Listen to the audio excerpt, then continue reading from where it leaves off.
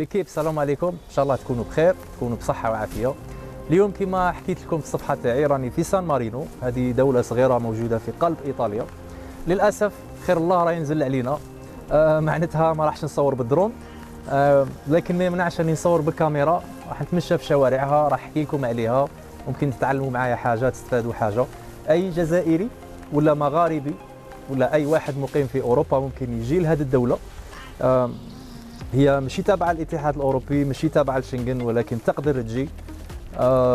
جزائري في الجزائر عنده فيزا، ولا مغربي ولا تونسي ولا اي واحد عنده فيزا شنغن ممكن يدخل لهذا البلد. راح اشرح لكم الطريقه اللي دخلت بها، هي مجاوره لمدينه ريميني في ايطاليا. باش توصل لهذا البلد يبغى لك بيس، كاين حافله تجي من ريميني ايطاليا وعندها مواعيد، وراح اشرح لكم كل شيء بالتفصيل ان شاء الله في الفيديو. بيس.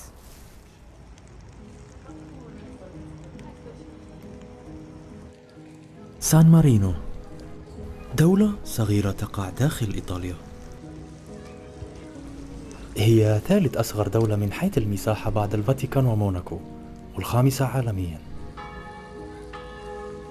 فور وصولك لسان مارينو ستجد نفسك في زمن آخر، في بلد فريد من نوعه. على مر القرون تم بناء 3 أبراج لردع أولئك الذين يتحدون استقلالها وحريتها، واليوم تقف هذه الأبراج شامخة على بلد غني بالتاريخ والثقافة والجمال.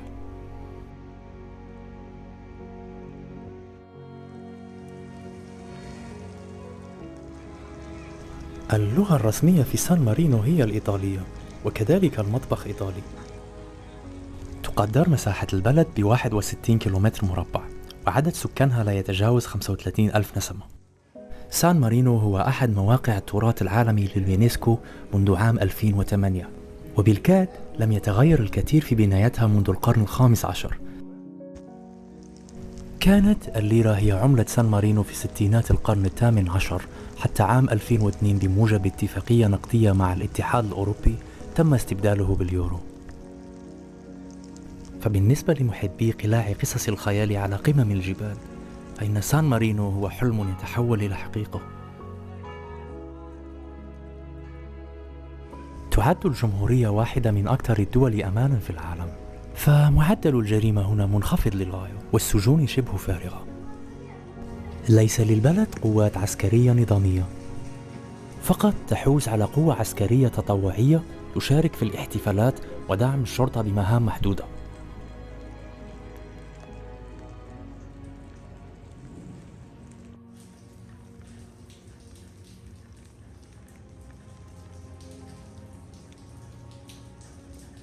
نظام الحكم في سان مارينو مثير للاهتمام مثل جماليتها. لديها نظام حصري في العالم، يحكم البلد رئيسين 2 ويزاولون مناصبهم ل6 أشهر فقط وبصلاحيات متساوية، ومجلس النواب مكون من 60 عضو فقط. القصر العام هو المركز الحكومي لسان مارينو، وبيت مفتوح للزوار للمجيء ومعرفة المزيد عن متر الحرية المميزة للبلد. يمكن السفر إلى سان مارينو بشكل مباشر من مدينة ريميني الإيطالية عبر رحلة قصيرة بالحافلة مدتها 30 دقيقة. بالرغم من أنها دولة منفصلة محاطة بإيطاليا من جميع الجهات، إلا أنه لا توجد ضوابط حدودية رسمية. يمكن لأي شخص يحمل تأشيرة صالحة إلى إيطاليا ودول شنغن الدخول إلى سان مارينو. احصل على تذكار فريد من نوعه. قم بختم جواز سفرك في مكتب السياحة مقابل 5 يورو فقط.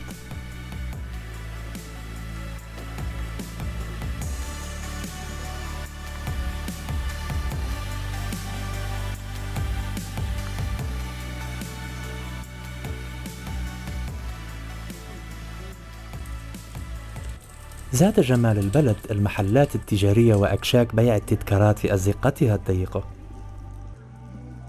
محلات في خدمة زوار المدينة. سان مارينو تعفي زوارها من دفع الضرائب، وتعتبر كمكان مثالي لعشاق التسوق.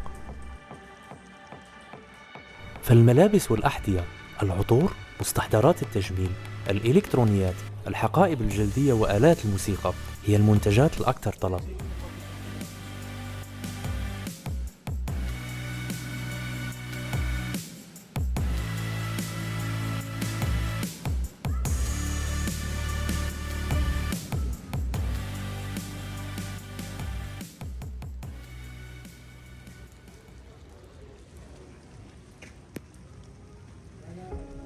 المعروف أن سان مارينو هي أقدم جمهورية في العالم، ووصولي إلى هنا بدون أي فكرة عما يمكن توقعه فوجئت وبسرور لرؤية كل هذه الشوارع والكم الهائل من المحلات والمطاعم الجميلة.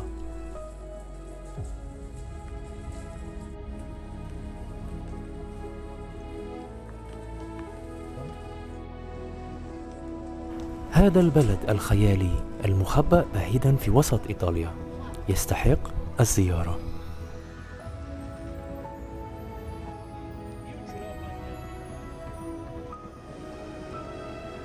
سان مارينو غير مذكورة كدولة في بعض الكتب، وذلك لصغر حجمها، لذا أنصح بالذهاب إلى هناك والاستمتاع بهذا البلد الصغير.